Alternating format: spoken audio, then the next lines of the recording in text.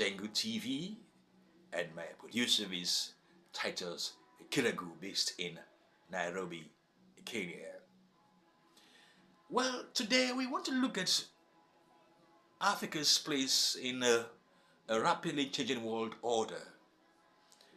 We want to actually assess our strength in making our own mark in this changing world order.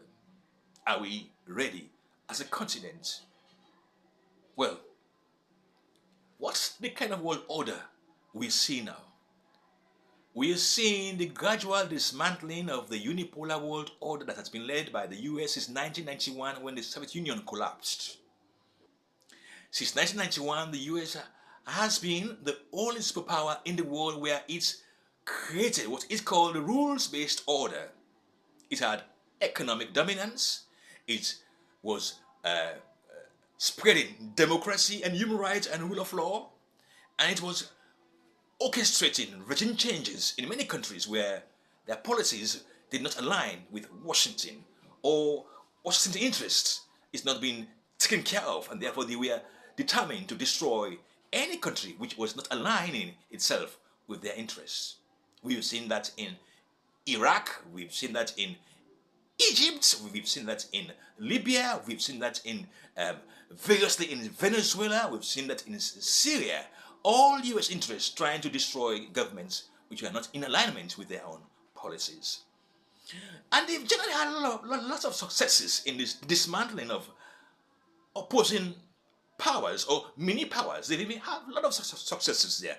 They destroy Libya, they destroy Iraq, yes, they nearly destroyed Syria, but for the intervention of Russia on the side of the Assad government.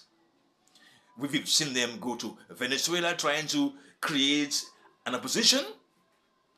We've seen them seize billions of dollars of Venezuelan gold. We've seen them seize billions of dollars of Iranian oil money. And when Russia invaded Ukraine, we've seen them even seize over $600 billion of Russian assets in cash and in other forms. And we've seen them having a lot of trade wars with China. Some say these are the dynamics of a superpower. That a power that is losing its grip of power is doing everything to regain that grip. And the US has been supported largely by lackeys in Europe, who were basically all there for the US. And even in Asia, they have reliable powers that are supporting the US, namely South Korea and Japan. But we're now seeing for the first time that Russia and China and Iran are cooperating formidably in the military sphere, in the economic sphere, and in other unknown spheres. And there are fears that should there be a NATO war against Russia, China would come and support Russia. And even Iran would step up and support Russia, which would lead to a third world war. Similarly, there is a thinking in many circles that if the US and Japan and South Korea were to fight against China, Russia will join that war on the side of China. Same would happen with Iran itself supporting China. Well, you may wonder what's Africa's business in all this. Well, we are largely an economy that is dependent on the outside world.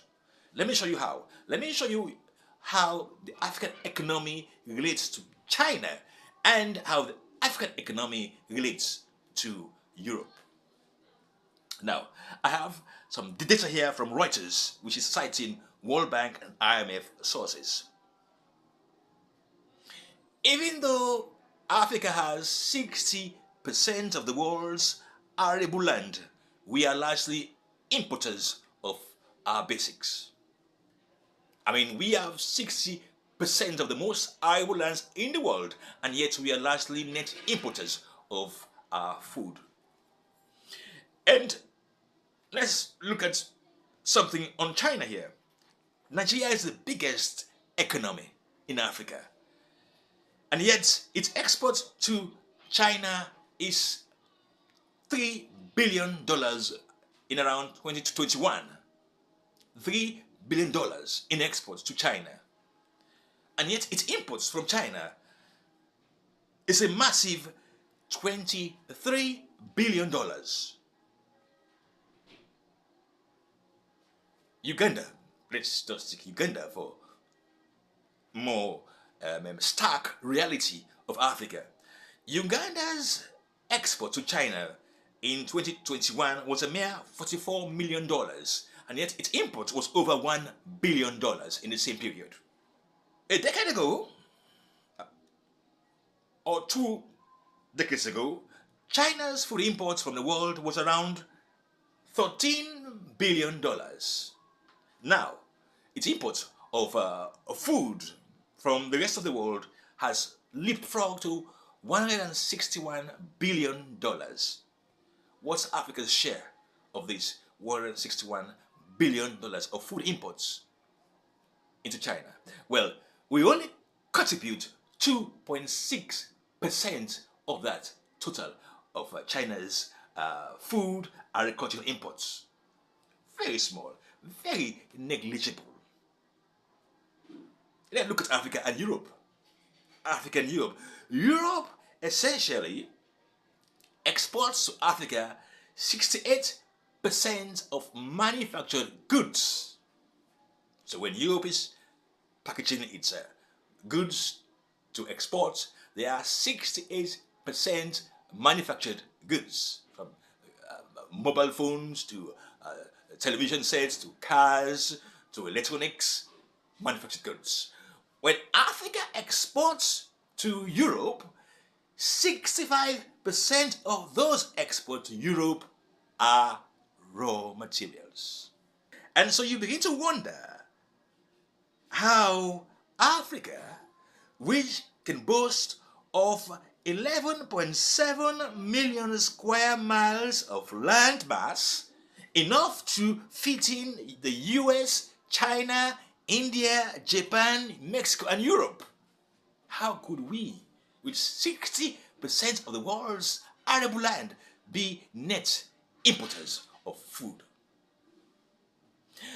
Well, we have a largely neoliberal leadership spreading across Africa. Leadership that have gotten their education and their roots from the West, and who believe that the only way they can grow, the only way they can develop is by taking loans and debt from the West and largely dependent on aid and grants from the same West. From my country, Sierra Leone here, to Nigeria, to South Africa, to Egypt, the leadership are not listening what's happening on the ground. They are still largely having the Western orthodox type of economy that is largely there to export raw materials instead of turning Africa into a revolutionary industrial base. Look at Nigeria. Nigeria is 90% having an oil export base. What about its food production?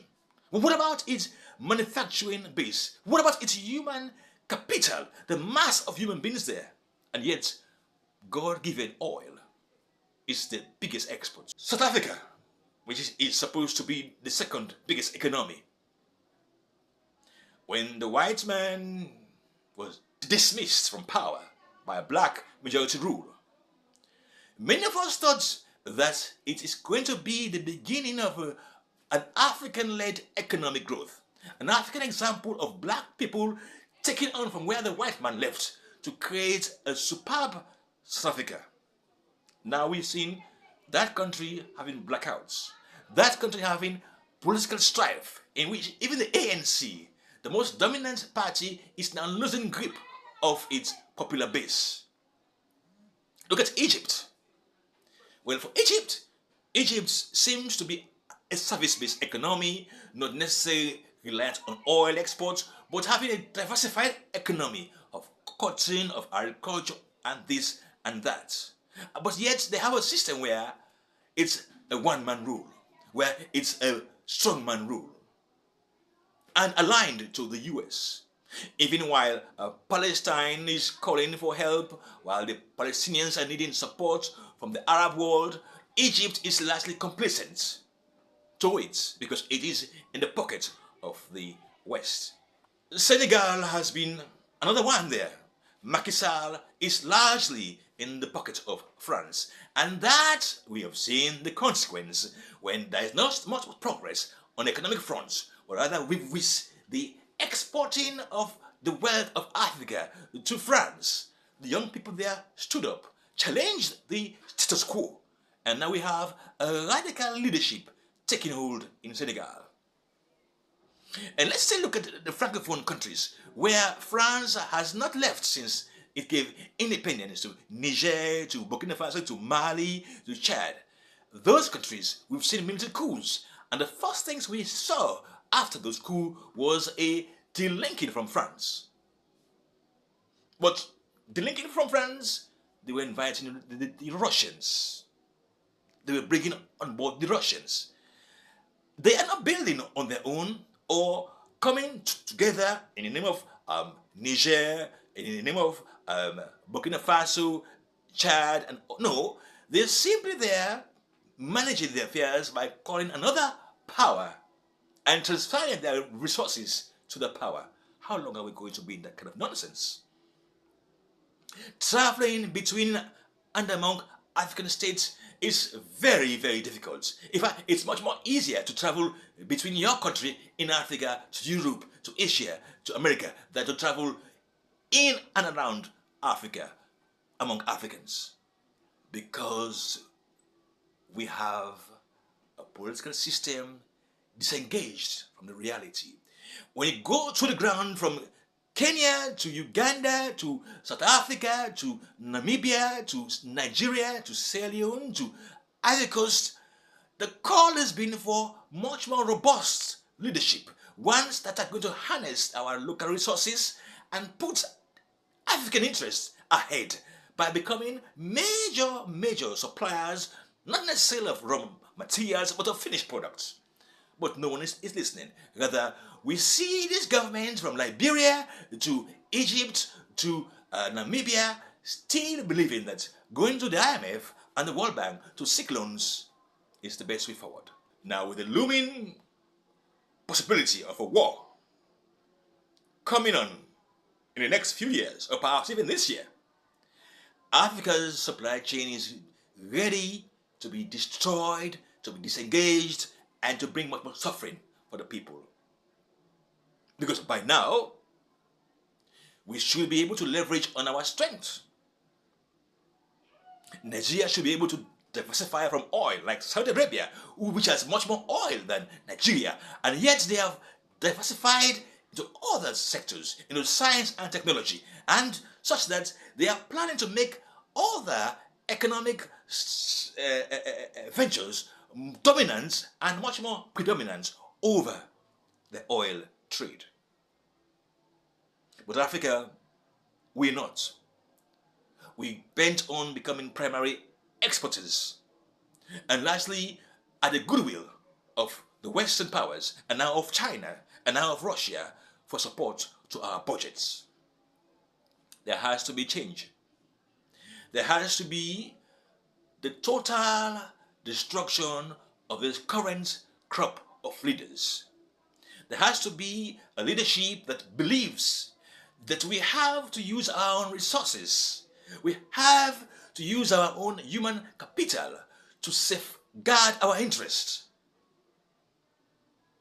When war will break out in the Middle East, as it likely would, with Iran and Israel having serious issues, with Israel having the audacity to be bombing Iranian interests and Iranian people and personalities in Syria, as it did last week, in which 2 senior generals of the Iranian army were killed in Syria, and with Iran pledging to retaliate, and we not knowing what that retaliation would be like, and what would be the potential response of of Israel, that would create a major issue with the oil supply. And that could destroy Sierra Leone's economy. It could destroy South Africa's economy. It could destroy Namibia's economy. It could destroy Burkina Faso's economy, because oil is the engine for growth in any part of the world. Why it could be a major problem for us is because we are unable and even unwilling to stockpile on our oil reserves, on our petroleum stockpile in reserves. We are simply having no stockpile. We simply have no vision that when prices of this oil is down, Africa as a team, as a group, should band together to stockpile on the scarce resources is non-existent. The slightest disruption to oil supply trade is sure to see rapid rises in prices of basic commodities, as everything that commands an economy depends on energy. Are we going to continue this way? Are we going to continue to be dependent on the Western powers and lately on Russia, on China, and on the Middle East? When is the African leadership going to resonate with the people? When are they going to feel the desire of the people for Africans to take control of their destiny? When are they going to stop these fruitless and useless meetings in the China-Africa Forum, Russia-Africa Forum, Europe-Africa Forum, US-Africa Forum? When are we going to have the Africa-Africa partnership? When are we going to give flesh and impetus to the Africa Free Trade Organization that we have? When are we going to harness the Africa Free Trade Agreements, where we could trade freely and travel freely among ourselves and between and among borders? When is that going to happen? We are hopeful that with the change of government in Senegal, where we now see a radical leadership, one that is emanating from the grassroots people themselves, having their own man in power, perhaps we will see the emergence of a voice that could rally us around the throne of Africa's renaissance, perhaps. But as we speak now, Africa's collective interest and bargaining as a unit is non-existent. Rather, we are still there at the benevolence of other powers.